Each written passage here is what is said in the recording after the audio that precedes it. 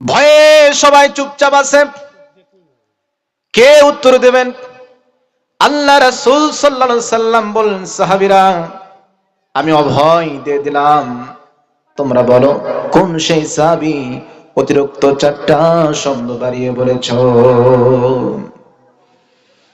সঙ্গে সঙ্গে একজন সাহাবী দাঁড়িয়ে গেলেন, বললেন, নবীজি আমি সাহাবী অতিরিক্ত 4টা শব্দ বাড়িয়ে বলেছি। রব্বানা লাকাল হামদ হামদান কাসীরান তাইয়িবান মুবারাকান ফি। অতিরিক্ত 4টি শব্দ আমি সাহাবী বাড়িয়ে বলেছি। রাসূল সাল্লাল্লাহু আলাইহি সাল্লাম বলেন, সাহাবী এই অতিরিক্ত 4টা শব্দ বাড়িয়ে কেন তুমি পাঠ করলে? সাহাবী বললেন, নবীজি আমি আল্লাহ তাআলার যখন প্রশংসা করি, কম কম প্রশংসা করতে আমার ভালো লাগে না, এই জন্য যখন প্রশংসা করি তখন বাড়িয়ে বাড়িয়ে আল্লাহ তাআলার প্রশংসা করেছি। এই জন্য শুধু একটা নয়, রব্বানা লাকাল হামদ হামদান কাসীরান তাইয়িবান মুবারাকান ফি, 4টি শব্দ আমি যোগ করেছি। আল্লাহর নবী বললেন, সাহাবী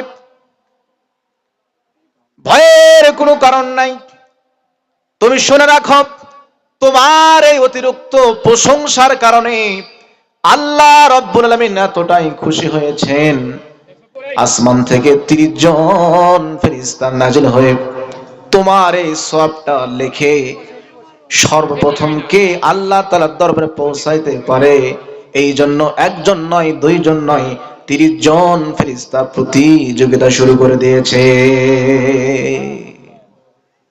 প্রশংসা কম হবে না বেশি হবে?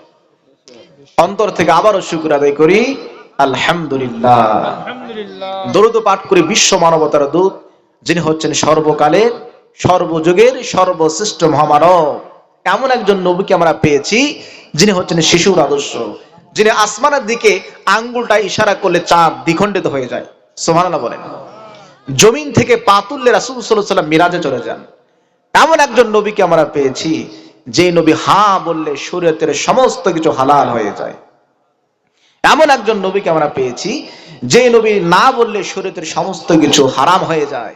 যেই নবীর নাম ছাড়া কোনো বিধর্মী কালেমা পড়ে মুসলমান হতে পারে না। যে নবীর নাম ছাড়া মসজিদে আজান হয় না। এমন একজন নবী আমরা পেয়েছি যে নবী তিনি হচ্ছেন আমাদের জন্য আদর্শ। কাট্টা কাফের পর্যন্ত কখনো বলতে পারে নাই যে রাসূলের আচরণে আমি কষ্ট পেয়েছি। এমনকি তার একাধিক বিবি ছিল, কোনো বিবিও কখনো অভিযোগ করে বলতে পারে নাই যে তার আচরণে ব্যবহারে আমরা কষ্ট পেয়েছি। 4 জন বিবি একসঙ্গে বসা, একটু মনোযোগ দেবেন, আলোচনা কি শুনবেন মনোযোগ সহকারে? 4 জন বিবি একসঙ্গে বসা।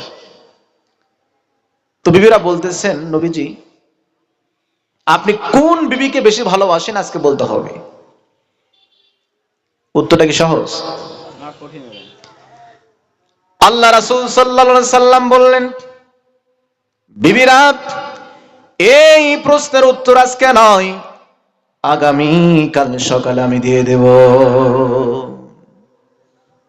বিবিরা যখন চলে যায়, আল্লাহ রাসূল সাল্লাল্লাহু আলাইহি সাল্লাম রাতের বেলায় কিছু খেজুর সঙ্গে নিলেন। খেজুর সঙ্গে নিয়ে প্রথমে তিনি আয়েশার ঘরে প্রবেশ করলেন। আয়েশার ঘরে প্রবেশ করে বললেন, বিবি আয়েশা আমি যে তোমার ঘরে প্রবেশ করলাম, এই গোপন খবর তুমি কাউকে বলবা না। এই বলে আয়েশার হাতে 2টা খেজুর দিলেন, বের হয়ে চলে আসলেন। অন্য আরেকজন বিবির ঘরে ঢুকলেন, তাকেও 2টা খেজুর দিলেন, আর বললেন, বিবি আমি যে তোমার ঘরে ঢুকলাম, এই খবর যেন অন্য কোন বিবিকে বলবে না। এমন করে করে আল্লাহ রাসূল সাল্লাল্লাহু আলাইহি সাল্লাম প্রতিটা বিবির ঘরে ঢুকলেন, 2টা করে খেজুর দিলেন, আর বললেন, বিবি এই গোপন খবর তুমি কাউকে বলবা না। পরের দিন সকাল বেলায় বিবিরা বলতেছেন, নবীজি আজকে তো উত্তর দিতে চাইছেন কোন বিবিকে আপনি বেশি ভালোবাসেন। আল্লাহ রাসূল সাল্লাল্লাহু আলাইহি সাল্লাম বললেন, বিবিরা তাহলে শুনে রাখো কোন বিবিকে আমি বেশি ভালোবাসি? গত রাত্রে আমি রাসূল যার ঘরে ঢুকেছিলাম, যাকে 2টা খেজুর দিয়েছি, তাকে আমি রাসূল সবচেয়ে বেশি ভালোবাসি। পুত্র রাসূল বিবি খুশি যে রাসূল মনে হয় আমাকেই সবচেয়ে বেশি ভালোবাসে। কতটা হিকমত রাসূল সাল্লাল্লাহু আলাইহি ওয়াসাল্লামের ছিল।